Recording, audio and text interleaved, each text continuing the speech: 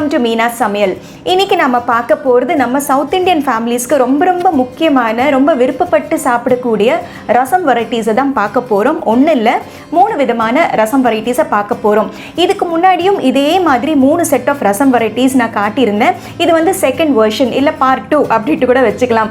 அந்த 3 விதமான ரசம் என்ன அப்படின்னு பார்த்தீங்கன்னா, ஒன்று வந்து வெற்றிலை ரசம், அடுத்து வந்து மொச்சை ரசம், மூணாவது வந்து ஆரஞ்சு ரசம். இந்த 3 ரசம்ஸ் ஒரு செட்டாக நான் சூஸ் பண்ண காரணம் என்ன அப்படின்னு பார்த்தீங்கன்னா, இந்த சீசனுக்கு வந்து ரொம்ப ரொம்ப பொருத்தமாக இருக்கக்கூடியது அப்படின்னு சொல்லலாம். வெற்றிலை வந்து த்ரூ அவுட் த இயர் நம்மளுக்கு கிடைச்சாலுமே வந்து இந்த சீசனுக்கு வந்து அதில் மெடிசினல் ப்ராப்பர்ட்டிஸ் அதிகமாக இருக்கிறதுனால நம்மளுக்கு சளி, இரும்பல், செஸ்ட் கன்ஜெஷன் இந்த மாதிரி விஷயங்களுக்கு வந்து ரொம்ப ரொம்ப சூட்டபுளாக இருக்கும். அந்த ஃப்ளெம் அப்படிங்கிறது வந்து அப்படியே கரைஞ்சிடும் அப்படின்னா பார்த்துக்கோங்க. அடுத்தது வந்து மொச்சை ரசம். த்ரூ அவுட் த இயர் நம்ம அந்த மொச்சை, அந்த ட்ரை சுண்டல் இருக்குது இல்லையா, அது வந்து ஓவர் நைட் ஊற வச்சு வேக வச்சு அதுலேயும் ரசம் செய்யலாம். ஆனால் இந்த சீசனில் வந்து ஃப்ரெஷ் மொச்சை கிடைக்கிறதுனால அதோடைய ருசியே வந்து தனிங்க. இந்த சீசனில் கண்டிப்பாக 1க்கு 2 தடவை இல்லை 3 தடவை கூட வந்து நாங்கள் இந்த மொச்சை ரசம் வந்து செய்வோம். ரொம்ப ரொம்ப டேஸ்டியாக இருக்கும். அடுத்தது வந்து ஆரஞ்சு ரசம். ஆரஞ்சு பழம் கூட வந்து த்ரூ அவுட் த இயர் கிடைச்சாலுமே வந்து இதுதான் ப்ராப்பரான சீசன் அப்படிங்கிறதுனால தான் இந்த ஆரஞ்சு ரசமை சூஸ் பண்ணியிருக்கேன். ஆரஞ்சு 2ஓடு சேர்த்து ஜூஸும் சேர்த்து செஞ்சதுனால ரொம்ப ரொம்ப டிஃப்ரெண்ட்டாக இருக்கும், ரொம்ப வித்தியாசமாகவும் இருக்கும். ப்ரீவியஸ் செட் ஆஃப் 3 ரசம்ஸ் இன்கேஸ் நீங்கள் அந்த ஒரு எபிசோட் பார்க்காம இருந்திருந்தீங்கன்னா கண்டிப்பாக வந்து செக் பண்ணுங்கள். அந்த 3 ரசம்ஸ் என்ன அப்படின்னு பார்த்தீங்கன்னா, லெமன் ரசம், மிளகு ரசம் அண்ட் நெல்லிக்காய் ரசம். இந்த 3மே கூட ரொம்ப ரொம்ப டேஸ்டியாக இருக்கும். இதையும் தாண்டி பச்சை சாறு அப்படின்னு சொல்லிட்டு ரா ரசமுங்க, அதாவது அடுப்பில் வந்து கொதிக்க வைக்காமல் அப்படியே வந்து ரா இன்க்ரீடியன்ஸ் வந்து யூஸ் பண்ணி செய்கிறது. அது வந்து எங்கள் வீட்டு ஸ்பெஷல் பச்சை சாறு அப்படின்ட்டு பேர். அடுத்தபடியாக மேங்கோ ரசம் அண்ட் கொள்ளு ரசமும் இருக்குது.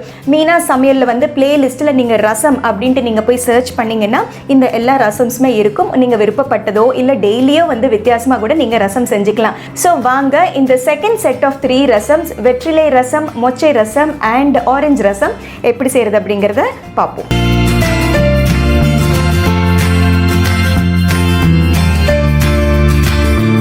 வெற்றிலை ரசம் செய்ய தேவையான பொருட்கள்: வெற்றிலைகள் வந்து 10 நல்லா வாஷ் பண்ணி க்ளீன் பண்ணி ரெடியாக எடுத்து வச்சுக்கோங்க. 1 டேபிள் ஸ்பூன் தூரம்பருப்பு, 1 டீஸ்பூன் தனியா, 1/4 டீஸ்பூன் மிளகு, 1/2 டீஸ்பூன் சீரகம், ஒரு 5 பூண்டு பற்கள், ஒரு பெரிய தக்காளி ஃபைனாக சாப் பண்ணியிருக்கேன், 1 டேபிள் ஸ்பூன் புளி கரைசல், 1/4 டீஸ்பூன் மஞ்சள் தூள், 1 டீஸ்பூன் வெல்லம், தேவையான அளவு உப்பு. தாளிக்க 1 டேபிள் ஸ்பூன் நெய், 1 டீஸ்பூன் கடுகு, 1/4 டீஸ்பூன் பெருங்காயம், தேவையான அளவு கருவேப்பிலை. அவ்வளோதான் தேவையான பொருட்கள். So as a first step வந்து வெத்தலையுடைய அந்த காம்பு பகுதி இருக்கும் இல்லையா, அது வந்து நம்ம டிஸ்கார்ட் பண்ணி எடுக்க வேண்டியது இருக்கும். ஸோ இந்த மாதிரி கட் பண்ணி, அதாவது the main rib of the leaf வந்து நம்ம கட் பண்ணி டிஸ்கார்ட் பண்ணிடணும். Head and the tail and the main rib. So இந்த மாதிரி எல்லா இலைகளுமே வந்து நம்ம கட் பண்ணி ரெடியா எடுத்து வச்சுக்கலாம்.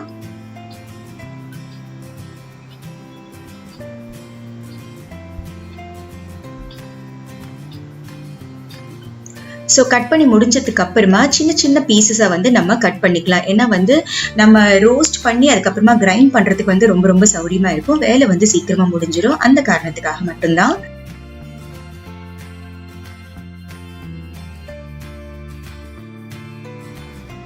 ஸோ ஒரு பேனை வந்து ஹீட் பண்ணிக்கலாம்.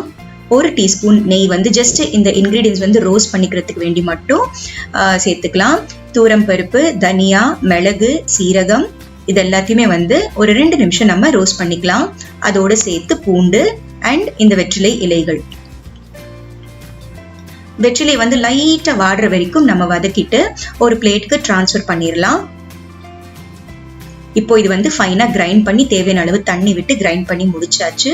இதே பேனை திரும்பவும் ஹீட் பண்ணிக்கிட்டு முதல்ல தக்காளி சேர்த்துக்கலாம்.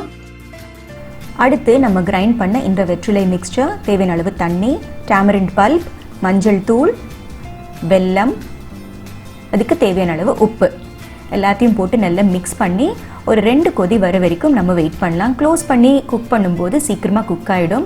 நல்ல கொதி வந்ததுக்கு அப்புறமா தேவையான அளவு தண்ணி விட்டு நம்ம வந்து இன்னும் கொஞ்சம் டைல்யூட் பண்ணிக்கலாம். இப்போ வந்து நம்ம பச்சை தண்ணி சேர்த்ததுனால இன்னொரு 2 நிமிஷம் கொதி வரட்டும். ஸோ கொதி வந்தாச்சு.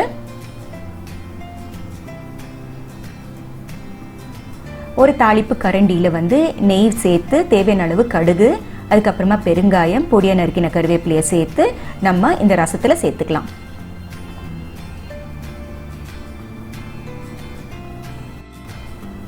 அவ்வளோதான், நம்ம சிம்பிள் அண்ட் ஈஸி ஹெல்த்தியான வெற்றிலை ரசம் இஸ் ரெடி.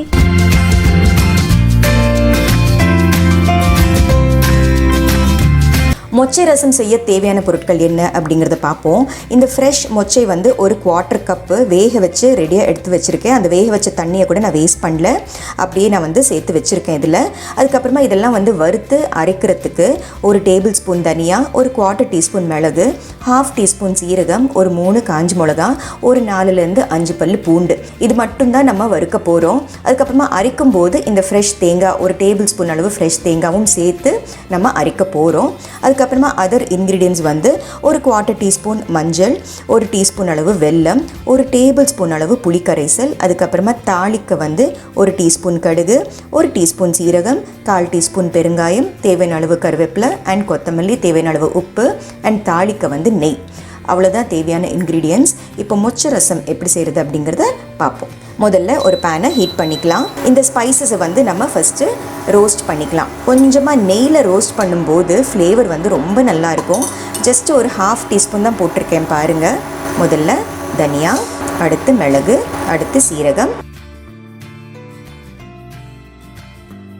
இந்த ஸ்பைசஸ் வந்து 1/2 ரோஸ்ட் ஆனதுக்கு அப்புறமா பூண்டு கூட சேர்த்துக்கலாம். ஒரு 2 கருவேப்பிலையும் நான் வந்து சேர்த்துக்க போகிறேன், நல்ல வாசமாக இருக்கும். ஸோ ஸ்பைசஸ் வந்து நல்லா ரோஸ்ட் ஆகிடுச்சு. ஃபைனலாக ஒரே ஒரு நிமிஷத்துக்கு வந்து நம்ம மிளகாவை சேர்த்துக்கலாம். ஜஸ்ட் அந்த சூடு படுற வரைக்கும் தான். இப்போ ஸ்பைசஸ் வந்து நல்லா வறுபட்டாச்சு. நான் ஸ்டவ் சுவிட்ச் ஆஃப் பண்ணிடுறேன். ஒரு குட்டி மிக்ஸி ஜாருக்கு இந்த ஸ்பைசஸை சேர்த்துக்கலாம். இதோட ஃப்ரெஷ் தேங்காய் இஸ் ஆப்ஷனல். ஆனால் இது வந்து கொஞ்சம் கர்நாடகா ஸ்டைலில் நான் செய்கிறதுனால தேங்காய் சேர்த்துக்கிறேன். இதோடு வந்து நல்ல திக்னஸ் கொடுக்கறதுக்கு வேண்டி ஒரு டேபிள் ஸ்பூன் அளவு நம்ம மொச்சை கூட சேர்த்துக்கலாம். இப்போது இது வந்து நல்லா ஸ்மூத்தாக அரைச்சிட்டு வந்துடலாம். இப்போ நம்ம ரோஸ்ட் பண்ண ஸ்பைசஸ் வந்து நல்லா ஸ்மூத்தாக அரைச்சிட்டு வந்துட்டேன். இப்போது ஒரு பேனை ஹீட் பண்ணிக்கலாம். முதல்ல இந்த மிக்சரை இந்த பேனில் சேர்த்துக்கலாம். இந்த மொச்சை தண்ணி இருக்கு இல்லையா, அதாலேயே வந்து மிக்சியை வாஷ் பண்ணிடலாம். அண்ட் இந்த மொச்சையும் இதில் சேர்த்துக்கிறேன். அடுத்து மஞ்சள் தூள், வெல்லம், புளிக்கரைசல், தேவையான அளவு உப்பு.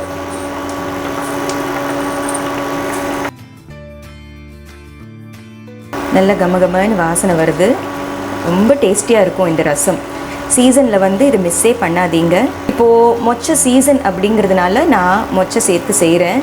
சீசன் இல்லாமல் இருக்கும்போது கூட மொச்சை வந்து ஓவர் நைட் ஊற வச்சுட்டு கூட நீங்கள் செய்யலாம். இல்லை எனி சுண்டல் நீங்கள் செஞ்சுட்டு சுண்டல் ரசம் அப்படின்ட்டு கூட பேர் வச்சிடலாம். ரொம்ப ரொம்ப டேஸ்டியாக இருக்கும். இந்த மாதிரி ரசம் செய்யும்போது நீங்கள் திரும்ப சாம்பார் செய்யணும் அப்படிங்கிற அவசியம் இல்லை. ஏதாவது ஒரு வறுவலோ ஒரு பொரியலோ அந்த மாதிரி செஞ்சுட்டு, ஒரு துவையல் செஞ்சுட்டு இந்த மாதிரி ரசம் நீங்கள் சாப்பிட்டீங்கன்னா ரொம்ப ரொம்ப டேஸ்டியாக இருக்கும். ரொம்ப ஃபில்லிங்காக கூட இருக்கும்.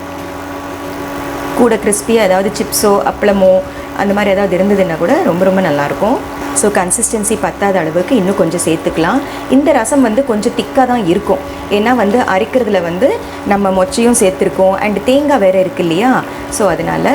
ஸோ ரசம் வந்து நல்லா கொதிக்க ஆரம்பிச்சாச்சு. ஒரு தாளிப்பு கரண்டியில் நெய் சூடாயிடுச்சு. முதல்ல கடுகு சேர்த்துக்கலாம். கடுகு வெடிச்சாச்சு. அடுத்து சீரகம், பெருங்காயம், பொடியாக நறுக்கிய கருவேப்பிலை. இது வந்து இப்போது ரசத்தில் சேர்த்துக்கலாம். ஃபைனலாக பொடியாக நறுக்கிய கொத்தமல்லியை சேர்த்துடலாம். நான் ஸ்டவ் சுவிட்ச் ஆஃப் பண்ணிடுறேன். ஸோ our மொச்சை ரசம் இஸ் ரெடி.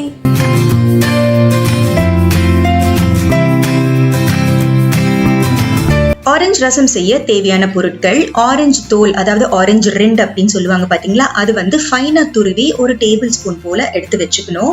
இதுக்கு தேவையானது வந்து ஒரு மீடியம் சைஸ் தக்காளி ஃபைனாக சாப் பண்ணி எடுத்து வச்சுருக்கேன். ஒரு 1/4 டீஸ்பூன் மஞ்சள் தூள், ஒரு டேபிள் ஸ்பூன் போல் தூரம் பருப்பு நல்ல கொலைய வேக வச்சு தண்ணியோட எடுத்து வச்சுருக்கேன். இதுக்கு அடுத்து வறுத்து அரைப்பதற்காக 1 டீஸ்பூன் தூரம் பருப்பு, 1 டீஸ்பூன் தனியா, 1/2 டீஸ்பூன் சீரகம், 1/4 டீஸ்பூன் மிளகு.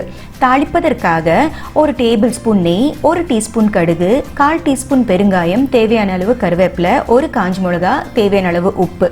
அவ்வளோதான் தேவையான பொருட்கள். இப்போ இந்த சிம்பிள் அண்ட் ஈஸி ஆரஞ்சு ரசம் எப்படி செய்கிறது அப்படிங்கிறத பார்ப்போம். ஒரு பேன் வந்து ஆல்ரெடி ஹீட் பண்ணியாச்சு. அதில் முதல்ல ஆரஞ்சு 2 அண்ட் அதுக்கப்புறமா தக்காளி போட்டு நல்லா வதக்கிக்கலாம். ஒரு 2 நிமிஷம் வதங்கினதுக்கு அப்புறமா தேவையான அளவு தண்ணி விட்டு நல்லா கொதிக்க விடலாம். கூடவே மஞ்சள் தூளும் சேர்த்துக்கிட்டோம்னா அந்த பச்சை வாசனை ஒரே 1 ஷாட்டில் வந்து நம்மளுக்கு போயிடும். நல்லா கொதி வந்ததுக்கு அப்புறமா மூடி போட்டு ஒரு 2 நிமிஷம் நல்லா வதங்கினதுக்கு அப்புறமா நம்ம ஓப்பன் பண்ணி பார்க்கும்போது பாருங்கள், அந்த 2 வந்து நல்ல டிரான்ஸ்பரண்ட் கலராக வந்து மாறியாச்சு. தண்ணியும் வந்து நல்லா வத்தி போயாச்சு. இப்போது இந்த பருப்பு வேக வச்ச பருப்போட தண்ணியும் சேர்த்து வந்து நம்ம சேர்த்துக்கலாம். கூடவே இன்னும் கொஞ்சம் பத்தாத அளவுக்கு தண்ணி சேர்த்துக்கலாம். வெல்லம், தேவையான அளவு உப்பு போட்டு நல்லா மூடி போட்டு இன்னொரு 2 நிமிஷம் நல்லா கொதிக்க விடலாம். மாடரேட் ஃப்ளேம்லேயே இருக்கட்டும், அப்போதான் பொங்கி வெளியில் வராமல் இருக்கும். மீன்வைல் இந்த தூரம் பருப்பு, தனியா, சீரகம், மிளகு இதெல்லாம் வந்து நல்லா ட்ரை ரோஸ்ட் பண்ணி நம்ம அரைச்சிட்டு வந்துடலாம். இப்போ வந்து நல்லா கொதிச்சாச்சு பாருங்க. இப்போ லிட்டை ஓப்பன் பண்ணிட்டு நல்லா ஸ்டியர் பண்ணி விட்டுக்கலாம். எவ்வளோ பியூட்டிஃபுல் கலராக இருக்குது பாருங்கள் ஆரஞ்சு ரசம். அடுத்து நம்ம இந்த ட்ரை ரோஸ்ட் பண்ணி பொடி செஞ்சு கொண்டு வந்தாச்சு. துவரம் பருப்பு, தனியா, மிளகு, சீரகம் இதெல்லாம் வந்து ஃப்ரெஷ்லி கிரைண்ட் பண்ணிட்டு அதுக்கப்புறமா நம்ம சேரும்போது ரொம்ப ரொம்ப கமகமன்னு வாசமாக இருக்கும் நம்மளுடைய ஆரஞ்சு ரசம். பொடி சேர்த்ததுக்கு அப்புறமா ஒரு 2 நிமிஷம் கொதிச்சதுக்கு அப்புறமாவே நம்ம வந்து ஸ்டவ் சுவிட்ச் ஆஃப் பண்ணிடலாம்.